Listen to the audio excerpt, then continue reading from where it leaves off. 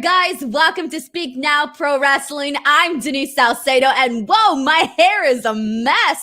Sorry, everyone. I thought I had fixed it like 2 seconds coming into this stream. What's up, guys? We had a pretty interesting episode of NXT here tonight. Kind of gave us a lot to talk about. It was a solid show. I won't go out and say it was like an amazing banger of a show. It had a great main event and all, but I think overall it gave us a pretty solid show throughout the entire night. So I can't wait to dive into that. But before we get started, I want to give everybody a shout out. Thank you guys so much for coming into the stream. We're getting the week started on here. For those of you who do not know, I do have 3 shows a week now here on F4W Online, including an NXT show, an AEW Dynamite show, and a Friday night Smackdown show. So this is really kicking off the week. Also, before we get started, friendly reminder that this is a very interactive stream. So as we go through the entire show, feel free to send in your thoughts, your comments, your questions. Send them in on the chat, and I will be trying to read some of those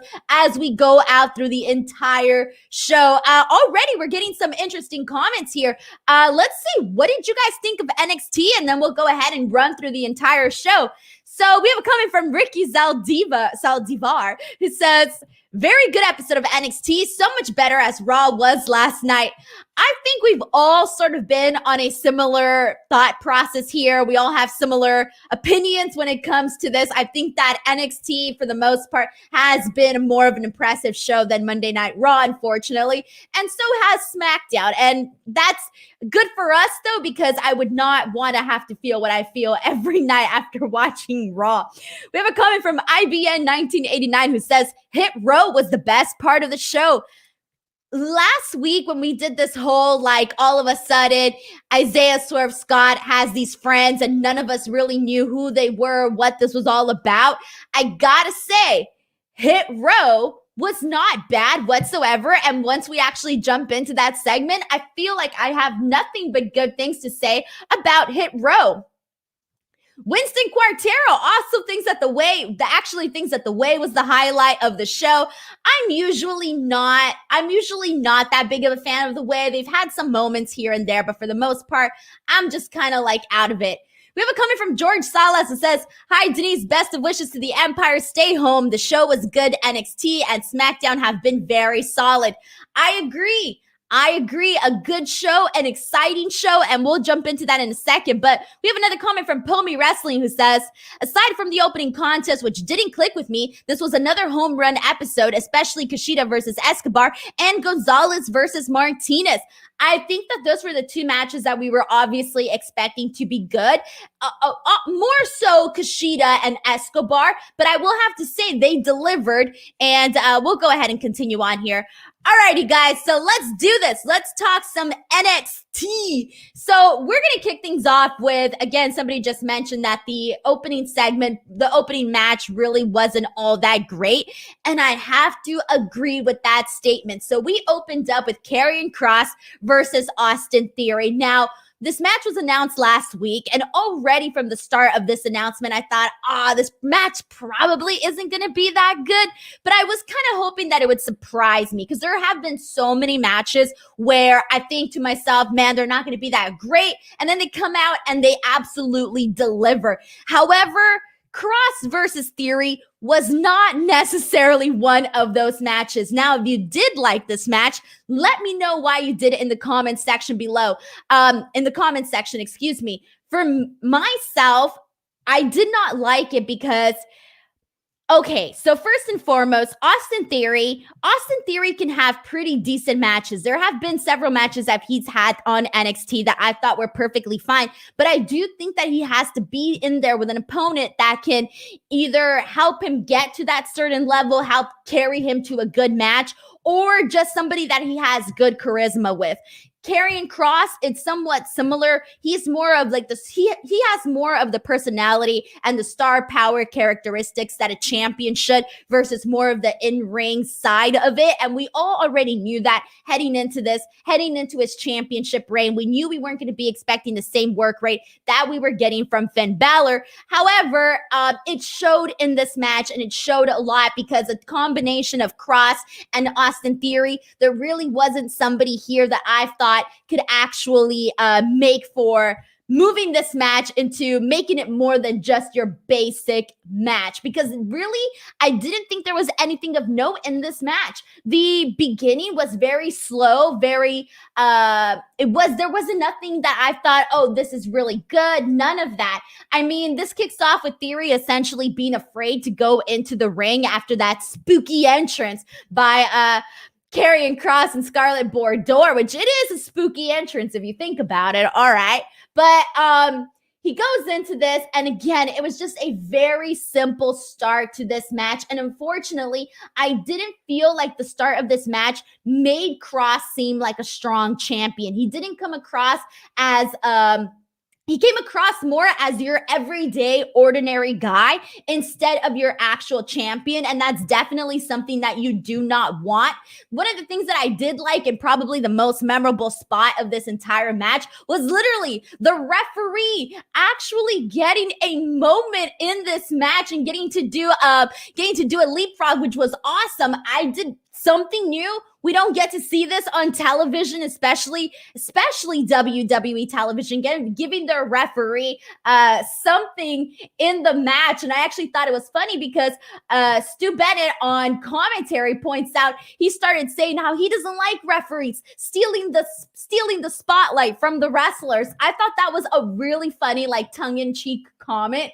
In the end, Kross ends up winning. Obviously, that's what we expected. I don't think anybody here expected Austin Theory to win this. He slams Theory, punches him, and chokes him out. Now, I will say this, though. I did think that this match, the finish was okay. I thought the finish was a little bit weak. The one thing that I did like was the fact that it was that Kross gave Theory the shot to the back of the head, because as you know, any shots to the back of the head can really take out any guy.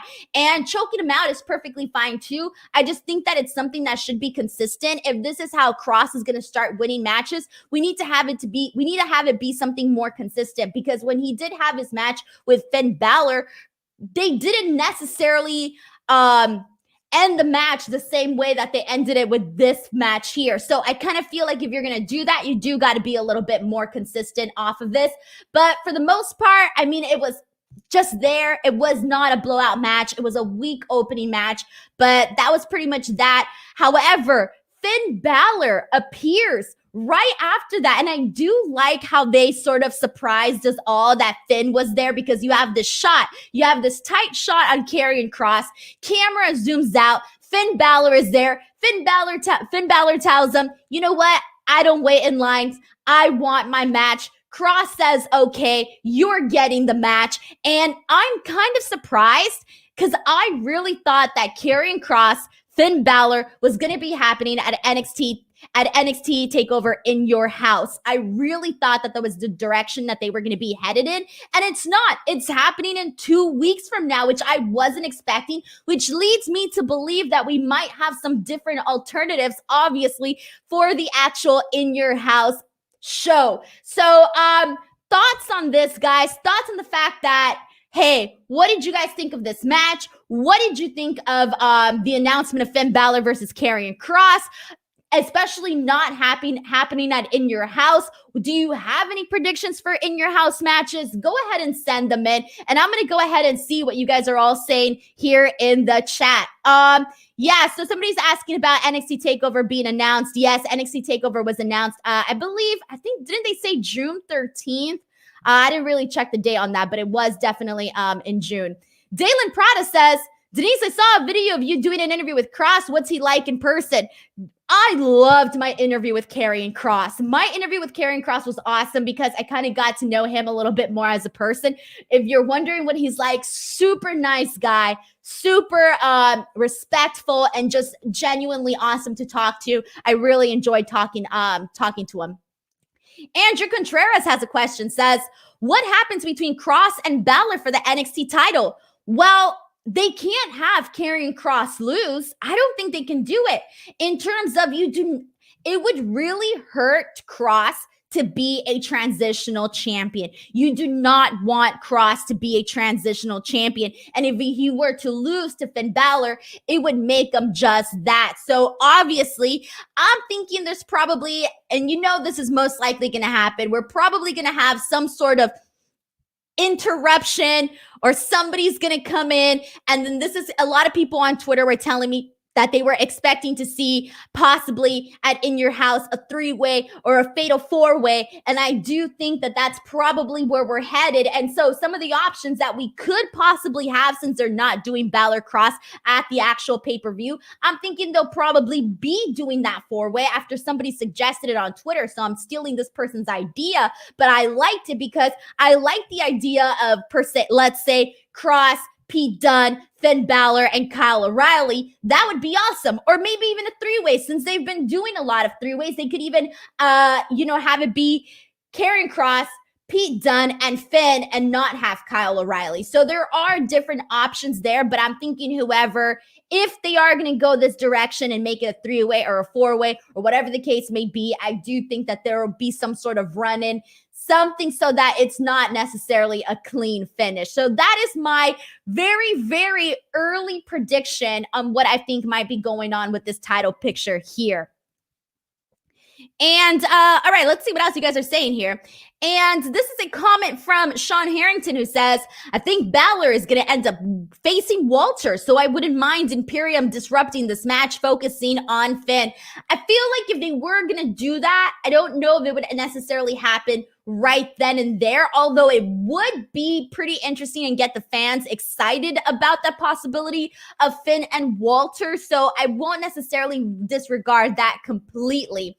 And this is a comment from Stephen Kramer who says, I think they need to change his finish as Roman is using the guillotine choke so maybe needs something different. I definitely get that, because here's the problem.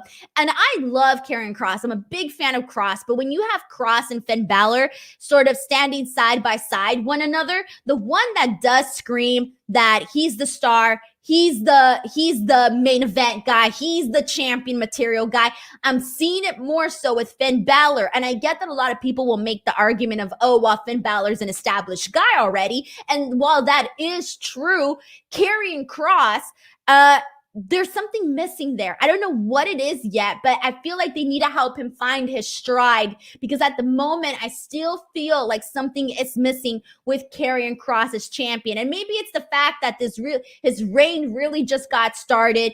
Having matches with Austin Theory isn't necessarily going to level him up. So I don't know if maybe that's the case there, but that's kind of how I feel about all of this. And let's see, we have a comment from Riderless who says, I'm enjoying NXT building matches weeks in advance and not week to week. Dude, you have no idea. Yes. So when I prepare these streams, I like to know what the matches are so that I can put their people's faces in the thumbnail. And do you have it for SmackDown? I struggle the most with SmackDown because NXT and AEW, they're really good at announcing their matches ahead of time, especially AEW. You always know what you're going to be seeing on the following week's show. But there are so many SmackDowns where I'm like, I have no idea what's going to happen on the show. Who the hell's face am I going to put in the thumbnail? So I do enjoy the fact that, hey, I already know what matches we're going to be seeing the following week for NXT. So I am totally cool with all of that. And, all right, let me see some more comments here on all of this. All right, cool, guys. Make sure to send in your thoughts as we go through the show. This is a very interactive stream, so I will be reading your comments as we run through everything. Also, before I move on to the next match, for those of you guys who do not know, next Tuesday is my birthday on May 18, and NXT, I will be working, so I will be here. So FYI, next week's episode of Speak Now Pro Wrestling, talking about NXT, will be the birthday edition. So get ready for that. Make sure you guys come join me next week. And hopefully the show is good so that we can celebrate a little bit more, since I will be spending my birthday working. So I hope to see some of you guys there.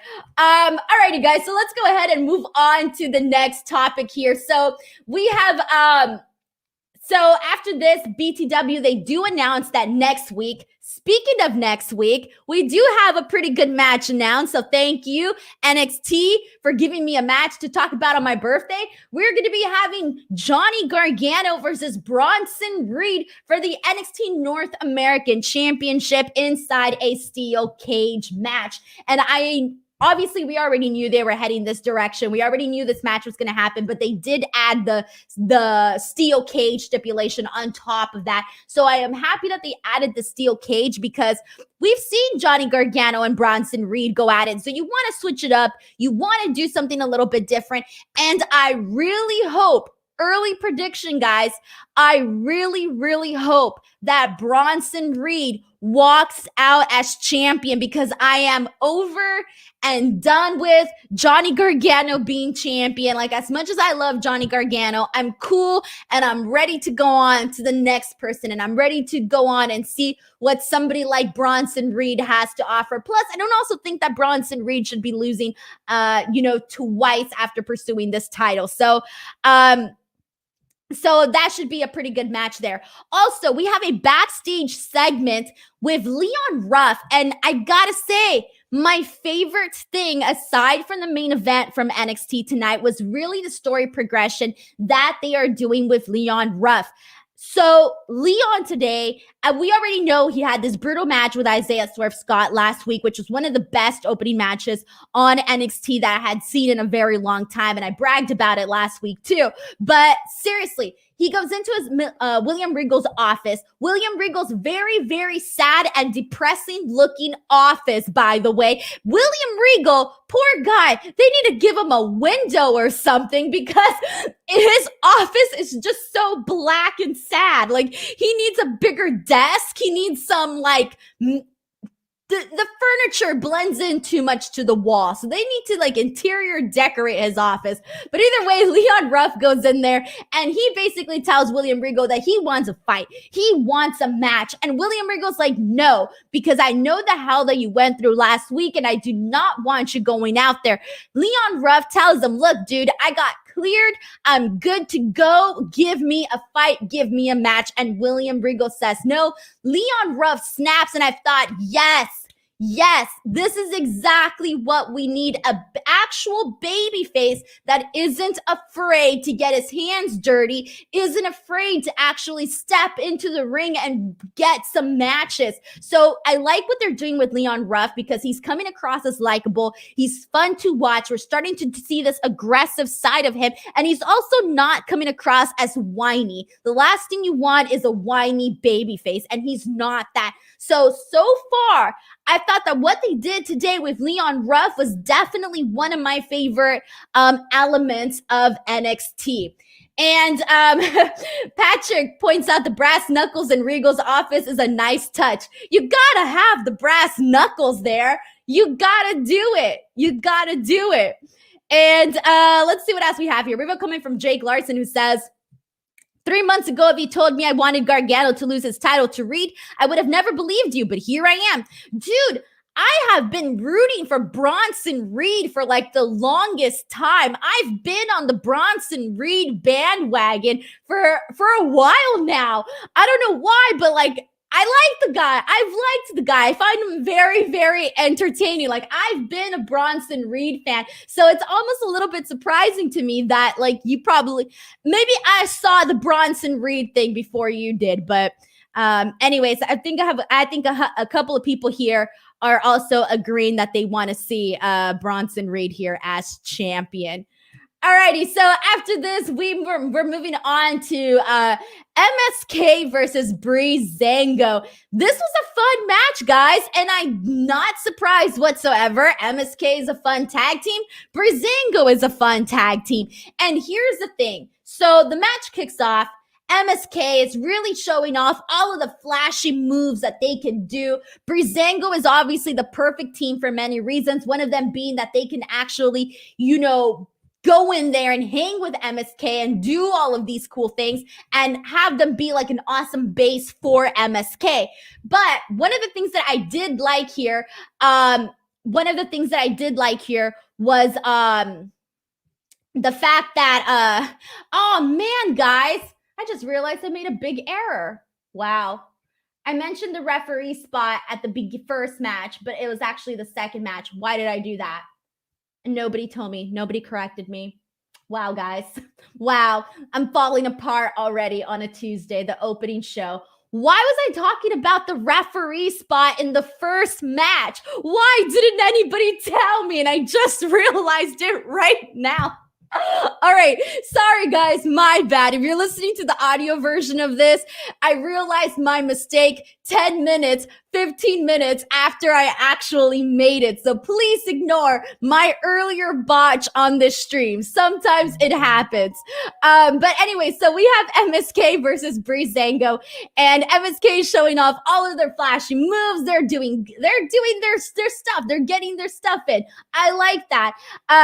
I did not like Nash Carter's horrible dancing whatsoever. I'll tell you that much. I was not a fan of his horrible dancing. The ref spot happened in this match, guys, not the first match. Everything's a blur now to me. Oh, man. But my favorite thing, though, is the fact that Bree Xango is the kind of tag team that this is the reason why they're perfect on NXT. The reason why they're perfect on NXT is because they can have matches like this with the younger talent.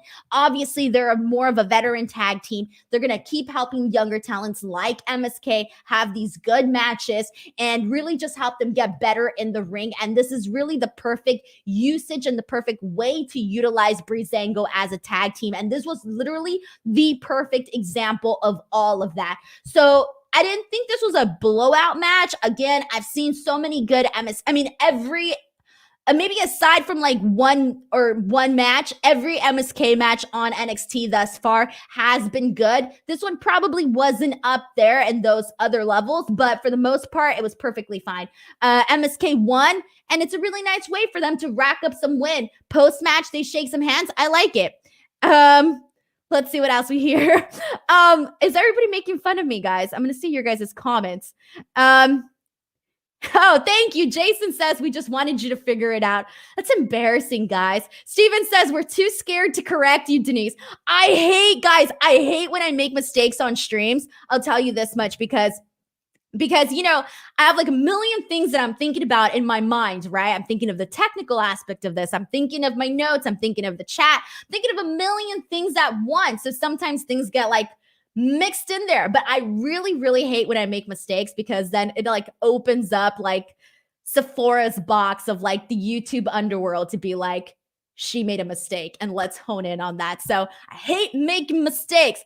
All right. I'm done talking about this. Let's see. Okay, let's see what you guys are all saying here. This is a comment from Senior PA who says, click on the video for the NXT review and was confused. I thought I was looking at Brie Bella on the F4W YouTube channel, put on my glasses, and then realized it was Denise Salcedo. I'm going to take that as a compliment because Brie Bella is gorgeous. So thank you, Senior PA, for the very kind comment. We have a comment from Nigel who says, ooh, here we go. Some controversy. Let's do this. Nigel says, I just can't get into MSK. It's nice they have moves, but I feel like there is something missing for me to like them. Well, look, I love MSK because I love that type of style. I love the way they work, especially when they're in there with like, all these other teams that can do cool stuff. Like I love their matches with the Grizzled Young Veterans and so on. Like there's so many matches so far that they've had, again, that I've been a fan of. Now, I do think they need to obviously give them a little bit more, but they did today. Like even afterwards, after their match, they had their little, their like little couple of second promo onto the camera. So that was a little extra something that you don't always get to see. I mean, I thought that was perfectly fine. But again, if they're not for you, then they're not for you. For me, they're a Denise tag team. Like I can enjoy several matches of theirs there.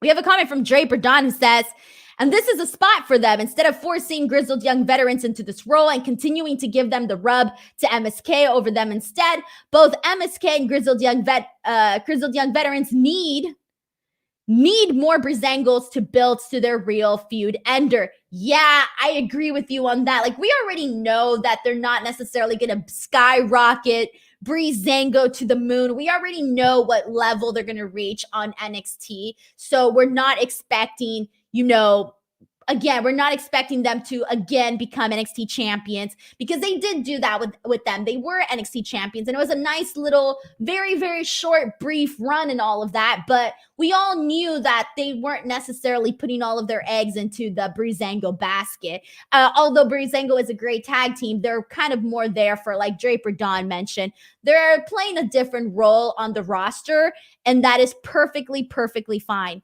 And let's see, this is a comment from who says that Kross versus Theory wasn't very newsworthy, so I guess the ref spot seemed more interesting to talk about at that moment. And I did point out your mistake. I was just buried in the sea of comments. Thank you so much for pointing out mistakes. God, guys, I hate myself for all of that now. Jesus. All right, don't worry. Mistakes happen. Let's move on. All right, let's see what else we have here. We have a comment from Sean Harrington who says, MSK, I think, need to be Young Buck type heels. In my opinion, they say their promos always come across as overly arrogant. I think right now they just need more baby faces, period. So I think I would like them more to be like stronger baby faces, because we do need more of that all around. All around, we really do. And this is a comment from Jake Larson who says, I'm an indie wrestling mark, so I love MSK, but in WWE, they need storylines and character development to be stars. And we could say that about several people on the roster. Several people on the roster. Like, it isn't even just them that can definitely use it. And let's see. All right, let's go ahead and move on, guys. Okay, so after this, we had, all right. Continue on with the Leon Ruff stuff, guys, because again, I said this earlier, the Leon Ruff storyline that was going on NXT today was possibly my favorite. So we have Pete Dunne coming out, and he's calling people out again. He's been doing the whole I'm the baddest guy on NXT. So, hey, he wants challenges, he wants fights and all of this, issues this open challenge, and who comes out? Leon Ruff. And this makes perfect sense, because however long ago, a couple minutes prior, a couple segment priors, however much time prior to this, he's out there trying to get a match from William Regal, is denied. So he goes out there and he takes the opportunity. And I was a big fan of this. So obviously Leon Ruff is not 100%. He just came off of this crazy fight with Isaiah Swerve Scott. So we know that going into this, but we know that he's stubborn and he wants this fight. So we know all of this.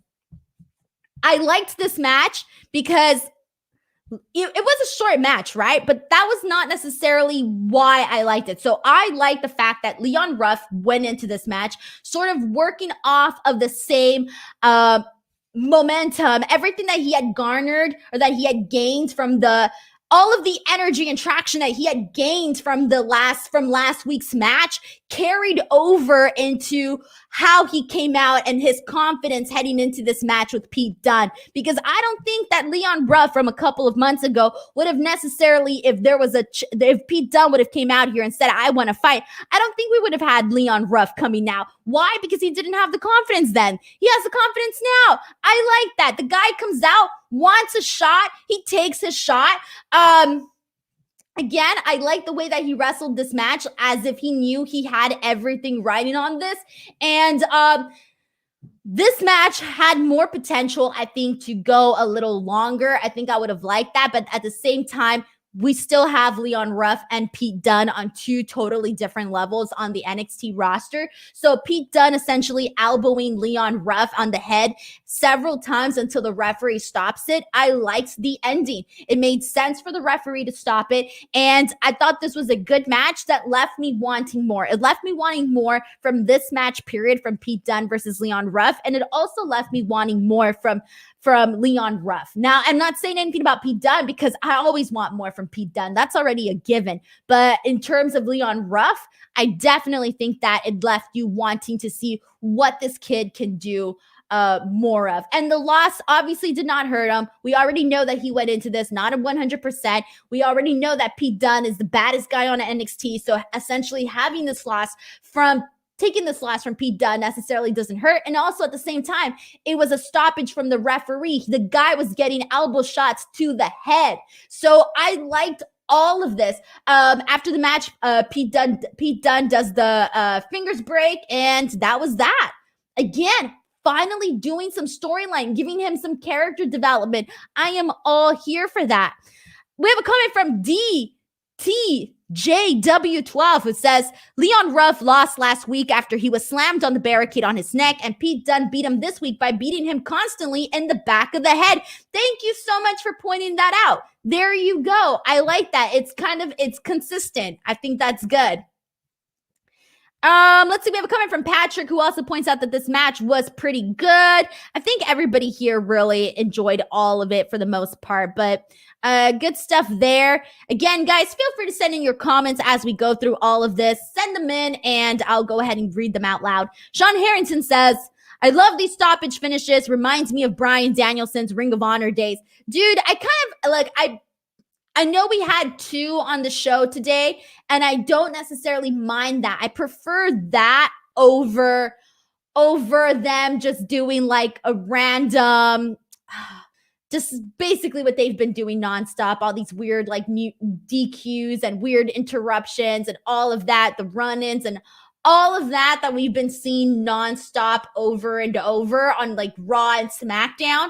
I prefer the stoppages, because at least it makes it a little bit more legit. Someone's getting hit on the head with elbow shots, you're going to stop the match. So there you go. Alan Kahn says Ruff's little spot in the corner where he jumps around like Spider-Man in between the ropes is unnaturally smooth. Dude, it is literally like one of my favorite things to see. And like, I know like sometimes Leon Ruff is a little sloppy because he moves so fast and he's still working out those kinks, but dude, that kid can move and he can move fast and is very athletic. And I do love to see him, doing his footwork on the ropes is pretty awesome. I'm really, really, really happy about that. Exactly. Sean Harrington, roll up finish, distraction finish. Don't care for any of those. All right, and cool. Let's go ahead and move on from this. So, guys, in 2 weeks from now, they already started announcing for 2 weeks matches for 2 weeks from now for NXT. And so far, we have a Frankie Monet world premiere in 2 weeks. Now, this was a little confusing, but I'm assuming it's the world premiere of her in-ring action on NXT.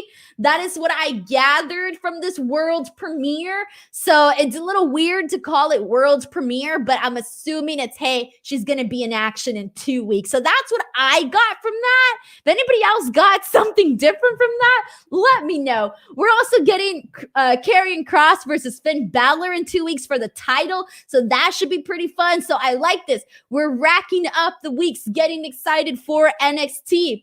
And then let's move on. So after this, we had Raquel Gonzalez versus Mercedes Martinez. So this feud overall, again, in the beginning, I wasn't all that crazy about Mercedes Martinez necessarily being the first challenger to Raquel Gonzalez. I think after Frankie Monet made her debut by interrupting Raquel, you would have thought that Frankie Monet was going to be her first challenger, but it didn't look like they went that direction whatsoever. Instead, they went with Mercedes Martinez. And at first, I was a little bit like, oh, well, I'm not really that interested. But then the following weeks when they did, or last week when they did that side-by-side promo, I liked that. I was a fan of that. And it kind of got me more interested in this match than I originally was. And saying that, I think, is a lot, considering that it was literally 1 week's worth of promos that actually got me invested in this match.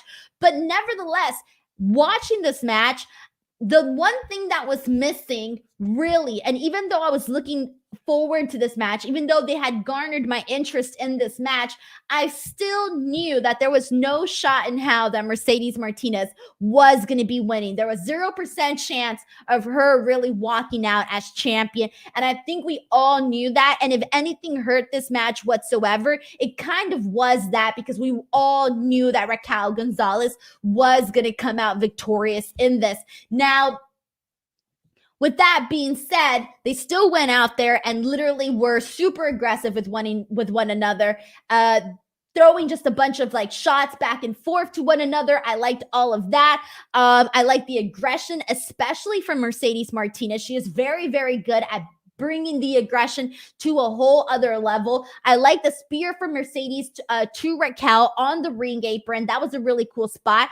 And in the end, we did have Raquel ended up winning, and it was predictable. We all knew that. But overall, it was still a perfectly fine match. And I'm actually glad now that this was her first challenge, because it sort of got somebody like Mercedes Martinez is, you look at her and you think like, oh man, like just based off how she looks and based off how she's presented, you're sort of like, what you're thinking like, okay, this is somebody that's definitely could kick my butt or kick somebody's butt, right? So I kind of like that they got her out of the way as the first challenger, because it did sort of rise up Raquel Gonzalez's stock that she actually was able to beat somebody like Mercedes Martinez. And obviously we all knew it, but you know, storyline wise, it really helps out Raquel's character. So I like this. I think given the promo work from last week, it even made the win much more impressive, even though we all knew that she was going to be winning.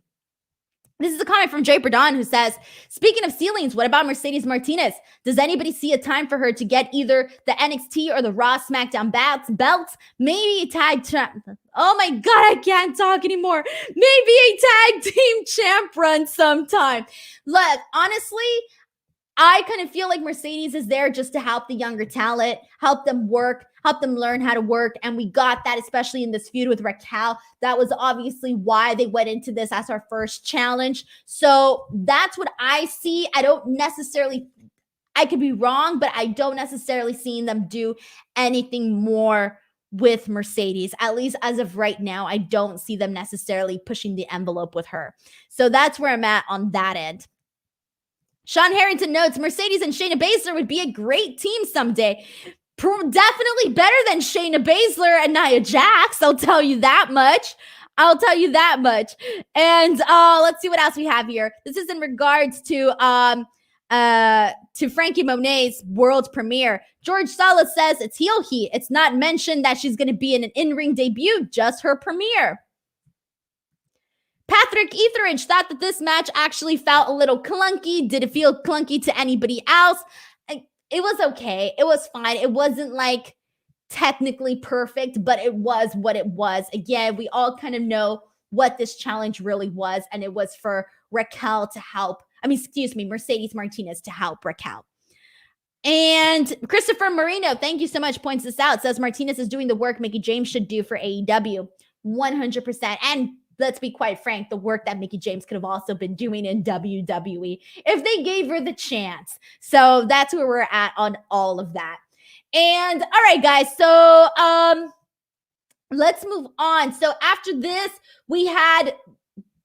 I liked this next segment. I'm going to start off by saying that the Isaiah Swerve Scott Hit Row, whatever you want to call it, introduction of Hit Row with Isaiah Swerve Scott, Top Dollar, Ashanti the Adonis, and B-Fab. So Scott comes out and he basically is sitting on this red chair, says that he's made a lot of mistakes, but that he's a savage. And then as he's kind of cutting this promo, he has all of his entourage sort of making like not like sound effects, but they're like they're doing like little commentary or reactions after everything that he's saying. At first I thought it was a little weird, but then I kind of liked it. Because we don't get to see that very often. So this, to me, the entirety of this entire segment felt very, very new, something that we don't normally see on NXT. So my favorite part of this, though, was actually the rap from Top Dollar, who just kind of does like this rap, but it came across well. I like how they did the camera from like the underneath shot of him, so you're looking up at him. I thought that was a pretty cool touch. Now, obviously, his rap wasn't anything like the Acclaimed or anything like what Max Caster would do or anything like that. It was more of the PG version, but it was definitely fun nonetheless. I thought that I thought that this is what we've been waiting for. Isaiah Swerve Scott for the longest time didn't have any character, didn't have any story development, didn't really have anything going there other than, okay, he's good in the ring, but what else? So now we're actually getting something there. And I like that everybody got to introduce themselves. And I thought this was perfectly fine. I thought that they brought a new vibe over to NXT, and I was a fan of this. And I will say one more thing. I am a bigger fan now of Hit Row than I am of The Way, because The Way was just not working out with me. But I do like where they're headed with Hit Row. So, okay, we have definitely lots of different thoughts on all of this, guys. What did you think of Hit Row? Send your comments in. I'm going to start reading a couple of them. And let's see. MG Geek says they were freestyle rapping. Nigel Chapman says, I prayed none of my family would walk in during the Hit Row segment. Why? There's been like worse things on TV that I wouldn't want my family to walk in on. I wouldn't mind them walking in whatsoever in the Hit Row segment. DTJW12 says this is the character that Swerve has been missing. Also, I'm glad Adonis is going to move from being a jobber. That too. I agree. And IBM 1989 says, I like Hit Row. It's great to see Black people thriving in wrestling. And again, we gotta get more diversity on there. We gotta get more diversity, period, all around. So yes, I do agree with this comment as well. Draper Don says, new, fresh, the whole angle with them came out of nowhere, and I'm glad they're getting a shot. I like Swerve's come up here as well. And guys, we got our first super chat of the evening. Thank you so much to Daylin Prada. Says, here you go. I noticed you didn't get any all night. I wasn't like, okay, so sometimes I'm like, I don't want to push people too hard. I don't want to be a pusher. Mean Girls fans, you out there? I didn't want to be like, guys, send me super chats, because I didn't want to be a pusher, but I very, very much appreciate it. Please send in the super chats if you can and if you want. So thank you so much to Dalen Prada for my first super chat of the evening. Although I feel like I don't deserve one today. I feel like I've just been like falling apart here tonight, guys. Oh man. If this was your first time watching one of my shows, I swear to God, I don't always have all these mistakes. Emmanuel Trujillo says, Denise is in the mud. For reals, man. Someone get me out of this, guys. Get me out of this. Blake Blakely says, love how Hit Row re-energized the show. They came out during a perfect time in the show. They really did. Like, I was actually paying attention. Do you have any idea how many times I'm watching a promo and I'm thinking, oh, this is terrible? And then I'm thinking, well, pay attention. You got to pay attention. No, I was perfectly fine listening to everything Hit Row was saying, and I was interested. I was engaged. That is the thing you got to do with your viewers. You got to get them engaged. And I think they did just that. So yeah, there you go. Thank you so much to Blakely. Jake Larson says, saving it for next week's birthday show. Guys, next week's the birthday show. For those of you who missed it earlier, next Tuesday is going to be my NXT birthday party stream. It's going to be like literally my actual birthday, and I'm going to be working. So make sure you guys come in and join me. Nobody wants to be alone on their birthday. All right, let's go ahead and move on. So after this, we had a very, very funny segment between Cameron Grimes and the $1 Million Man, Ted DiBiase. You know, for some reason, every time I think, oh, they're probably going to stop, you know, they've been doing a bunch of these different little segments, right? A bunch of these. I keep thinking, oh, this is probably going to be the last video, the video that they do with them. This is probably going to be the last thing that they do with the $1 Million Man and Cameron Grimes. For some reason, I always think it's the last time. But then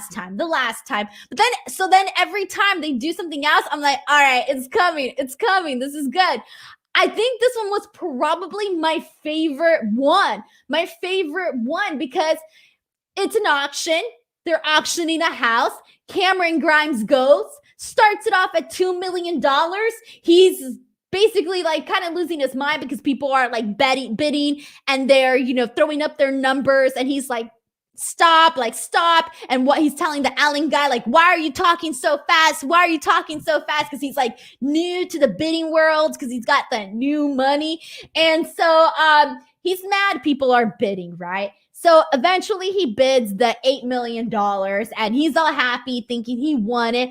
But then somebody bids $20 million and Cameron Grimes is like, who spends $20 million on a house? And then bam, you just see Ted DiBiase with his iconic laugh. And this was funny, guys. Cameron Grimes just loses his tots, all right? Loses them, all right? He loses his mind and he just goes off, throws this big mantrum, and I bloody love it. I am 100% here for Cameron Grimes losing his shit each and every single week because it is funny as hell. There you go, another funny segment with Cameron Grimes. Let's see. Let's see what else we have here. Robert Castillo making fun of my mess ups, guys. Oh, man. All right. Patrick Etheridge just says Cameron Grimes is the best. I enjoy these segments every week. 100% agree with you as well. They're pretty darn good. And this is a comment from Draper Don who says, topically, you know, Cameron Grimes would be all about it. To the moon, diamond hands, agreed. I am Grimes, Mark. Dalen Prada says, calling it right now. Cameron Grimes going to introduce the $1 billion championship bout. We'll see. We have another super chat. Thank you so much to Brandon Rosen who says, I enjoy the Cameron Grimes segment, but ultimately, where is it going to lead? Is it just comedy filler or will it lead to some kind of match with Ted DiBiase involved? I don't think it's going to lead to a match. I don't think so. I kind of enjoy it for what it is. I enjoy it for these little... It's a mixture of like nostalgia with Ted DiBiase, but also with like this modern twist of Cameron Grimes. And it works because Cameron Grimes has the comedic timing. He's got it down to the T, okay? So I don't mind them doing these segments for like a couple of months, especially if they keep thinking of outside the box things. Like we've had the club, we've had the watch at the jewelry store, and then now you have the house. As long as they keep it fresh, I think it could be a fun addition to the show. Now, as to what else where they go from here, I don't know, but I'm taking it for what it is because again, it wasn't something that I think we expected to get in the first place. So I'm a fan of this. Thank you so much to Brandon Rosen for the super chat as always. And, okay, cool. I think we got him all here in regards to Cameron Grimes. BTW, guys, before we move on to the final two topics of the show, just a friendly reminder, do not forget to follow F4W Online on YouTube. We are on our way. We are to the moon, to the YouTube moon, on the way to 100K subscribers. So make sure you guys subscribe. If you're listening to the audio version of this, head on over, subscribe to the channel. It would be very, very awesome. And, here we go. Oni Lorcan versus Kyle O'Reilly. Dude, the chops from Oni Lorcan. I was 100% here for those. I liked this match. It was a good match. I like all of the strikes from Kyle O'Reilly, the chops from Oni Lorcan, and Kyle O'Reilly gets the win. But after Pete Dunne essentially gets in the ring, gets him with several punches, and it literally becomes a 2-on-1 attack on Kyle O'Reilly. Then Bobby Fish comes out to help out Kyle O'Reilly. So this is my question for all of you guys here. What the hell is going to happen next with Bobby Fish and Kyle O'Reilly? Where do you guys think this is going? Is Kyle O'Reilly versus Bobby Fish going to be the final nail in the coffin for the Undisputed Era? Is that the direction we're heading in? Because that's where it feels like we're heading in. So send in your thoughts on all of this. Patrick Etheridge makes a joke, says, you mean Kyle O'Reilly versus his bald twin? Question mark. Draper Don says, big fan of both and Oni's rough house style. I get irrationally excited over stiff chop exchanges. Well, you know what, Draper Don, sign me up to the club because I too get irrationally excited over stiff chop exchanges. I completely feel you on all of that. And oh yeah, cool Bobby. Jake Larson says, at least it wasn't cool Bobby. Cool Kyle O'Reilly, guys. Oof, I need to breathe for this one. Cool Kyle O'Reilly. I'm not feeling it. It's been like 3 weeks now, I think, that we've had Cool Kyle O'Reilly. I don't even know how many weeks it's been anymore. I'm not feeling it. It's just not, I don't know. It's not funny. It doesn't feel like it's him. It's not clicking. It's not clicking. I don't know what they got to do, but they got to make it click, and it's not at this as of this moment. We have another super chat from Brandon. Thank you so much to Brandon. Shout out. He says, I don't care how goofy Cool Kyle is, or O'Reilly is badass in the ring. Okay. O'Reilly is badass in the ring regardless of the Cool Kyle gimmick. Yeah, I get that too. That's the only reason why I let it slide. If he wasn't as badass as he is in the ring, I think every week I'd be like, please, let's drop this Cool Kyle O'Reilly stuff. But considering that we know what we can get out of him, we let it slide. Okay, we're going to let the Cool Kyle O'Reilly gimmick slide for a moment just because, again, he's good. Pomi Wrestling says, I'm guessing Bobby Fish will have a short feud with Adam Cole, who broke up the Undisputed Era while he was gone.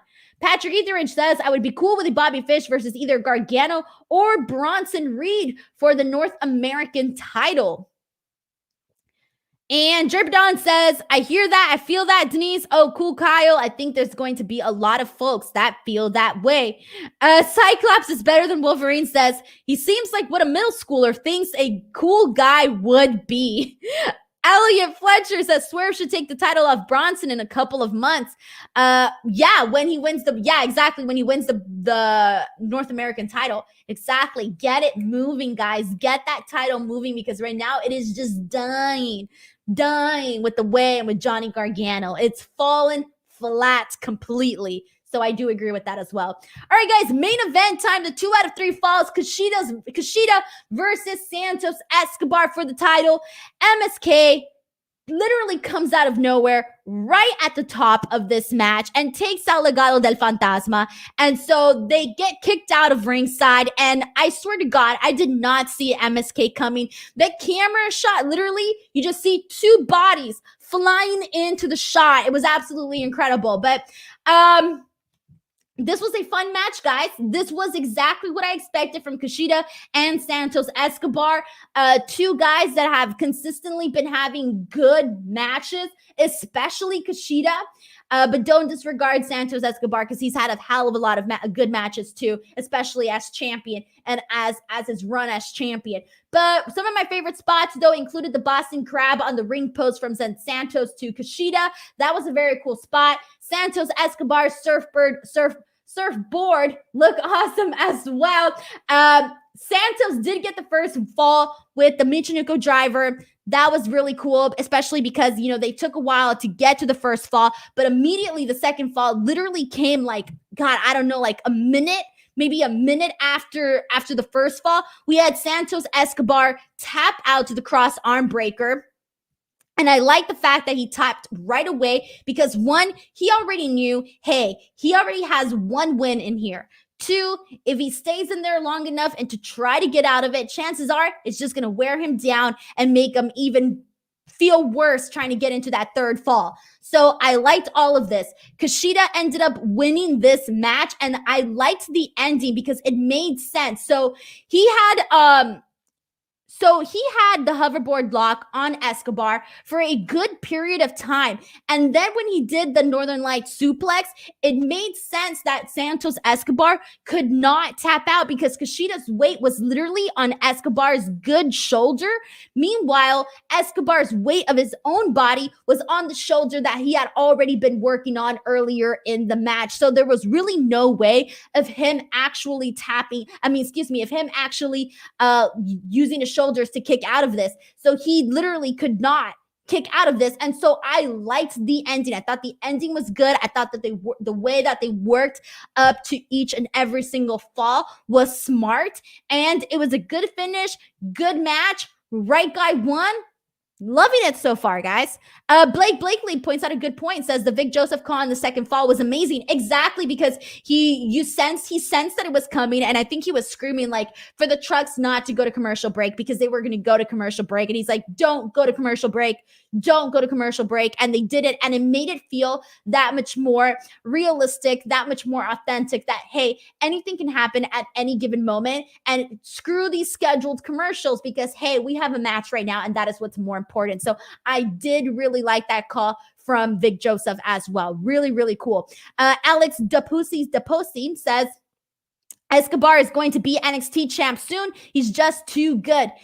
Hell yeah. And dang, do we need somebody like Santos Escobar as NXT champion, because I loved him as Cruiserweight champion. I thought he really elevated that bout. He had great matches. I love the street fight that he had with Karrion Kross. Just so many other matches that he had that I really enjoyed. So here's a comment from Cyclops is better than Wolverine, who says, Escobar seems too big of a star for the Cruiserweight division. It's best for him to move on. That's exactly what I wanted to get at as well. He does sort of seem, for a while now, it seems that he had already outgrown that portion, that phase of his time on the NXT roster. He had really already outgrown that, and it was obvious. And so now I hope that we do get it as well.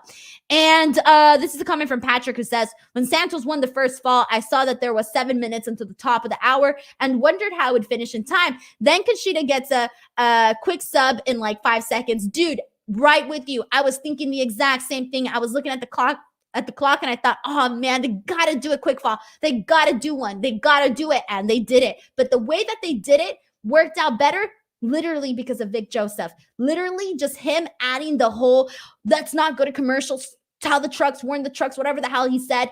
That one additional bonus elevated that moment from here to like up here. It really, really did elevate it. So I think that's a really good point to make there. And it goes to show how important commentary is. And when you have somebody that knows what they're doing and actually uses their senses and doesn't just stick to a script to actually be able to call things very, very in the moment. Okay, guys, we have a comment from Jimmy Savio. BTW, guys, get your last and final comments in because we will be wrapping up this stream shortly. Jimmy says, I think Santos is moving to the main event scene now. Great to see the Cruiserweights get some shine. Exactly. And it was about time, guys. It was about time. We needed to do that. And this is a comment from Pelmy, who says, I wouldn't mind seeing Santos Escobar versus Bronson Reed for the North American title on the SummerSlam TakeOver.